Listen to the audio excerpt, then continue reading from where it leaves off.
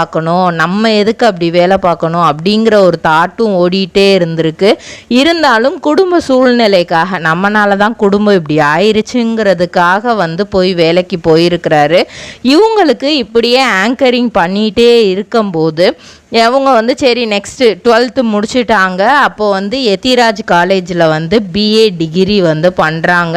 படிப்பு அப்படிங்கிறது இவங்களுக்கு பெருசாக அவங்க ஃபோக்கஸ்டாக படிக்கலை. ஏன்னா இவங்களாம் நம்ம குடும்பத்தை யாரெல்லாம் கேவலமாக பேசுனாங்களோ அந்த இடத்துல நம்ம குடும்பத்தை பெருமையாக பேசணும்.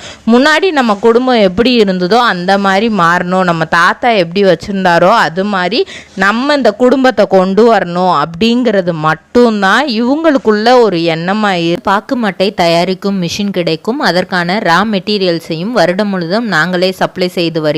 நீங்கள் செய்யும் தட்டுகளை நாங்களே எடுத்துக்கொள்கிறோம். அதற்கான லோன் வசதியும் செய்து தருகிறோம்.